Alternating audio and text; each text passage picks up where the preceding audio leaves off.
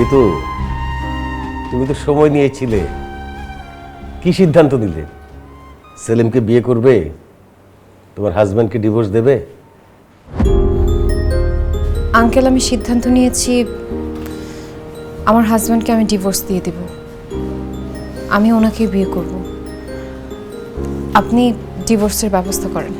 Thank you so much. তুমি খুব ভালো একটা ডিসিশন নিয়েছো, আমি খুব খুশি হয়েছি। মিতু, তোমাকে অসংখ্য ধন্যবাদ। তুমি আমাকে বিয়ে করতে রাজি হয়েছো। ডিভোর্সের 3 মাস পরে বিয়ে করতে হয়। তোমার জন্য আমি 3 মাস কেন, 6 মাস লাগলে 1 বছর অপেক্ষা করব, আমার কোনো সমস্যা নেই। খালু, মিতু যেহেতু আমাকে বিয়ে করতে রাজি হয়েছে, আমার মনে হয় আমাদের আর দেরি করা উচিত হবে না। আজকেই আমরা এই উকিলের কাছে গিয়ে মিতু আর তার হাজব্যান্ডের ডিভোর্সের ব্যাপারটা আমরা ফাইনাল করে ফেলি। চলো। চলে। দাঁড়াও বাবা, মিতু কখনো তার স্বামীকে ডিভোর্স দিতে পারবে না। কেন? কারণ তার স্বামী কখনো তাকে ডিভোর্স দিবে না। মিতুর স্বামী ওকে ডিভোর্স দিবে না, সেটা তুই কি করে জানলি? কারণ মা, আমি মিতুর স্বামী।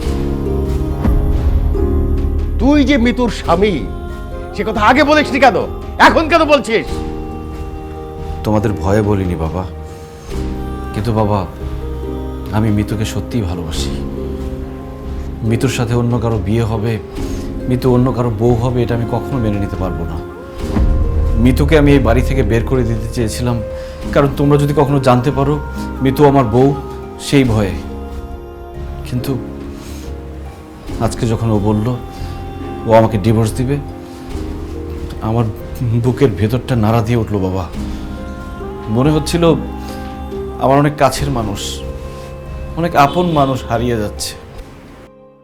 আমি মিতুকে হারাতে চাই না বাবা। বাবা, আমি তোমাদেরকে না জানিয়ে মিতুকে বিয়ে করে ফেলেছি, আমাকে তোমরা মাফ করে দিও। কিন্তু আমি মিতুর সাথে এই সংসারটা করতে চাই।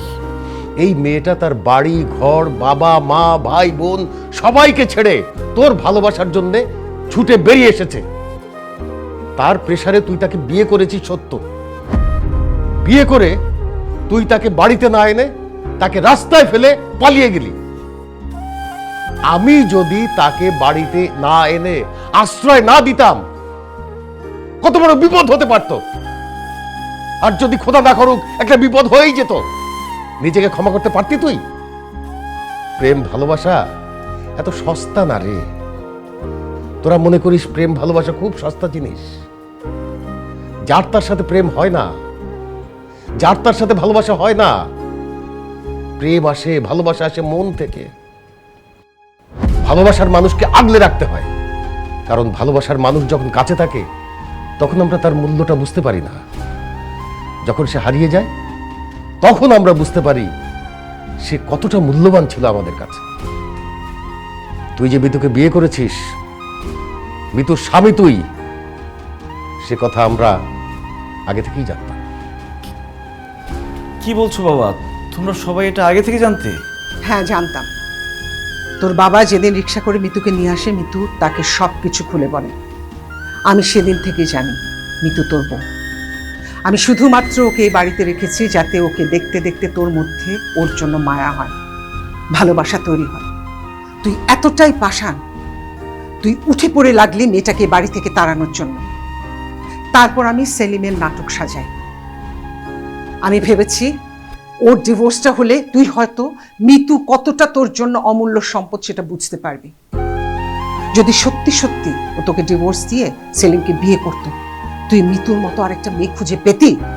বল, যে মেয়েটা তোকে এত ভালোবাসে, সব কিছু ছেড়ে তোর জন্য চলে এসছে। ও নিজের বাড়ি আছে, তারপরও আমাদের বাড়িতে এসে পড়ে আছে। বল পেতি?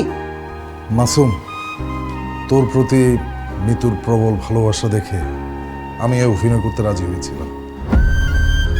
আর তুই আজকে প্রতিজ্ঞা কর, তুই সারা জীবন মিতুর সাথে সংসার করবি।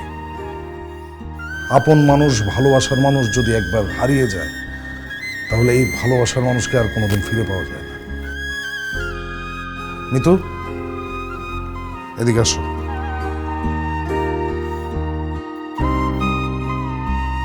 তুমি মিতুকে সরি বল।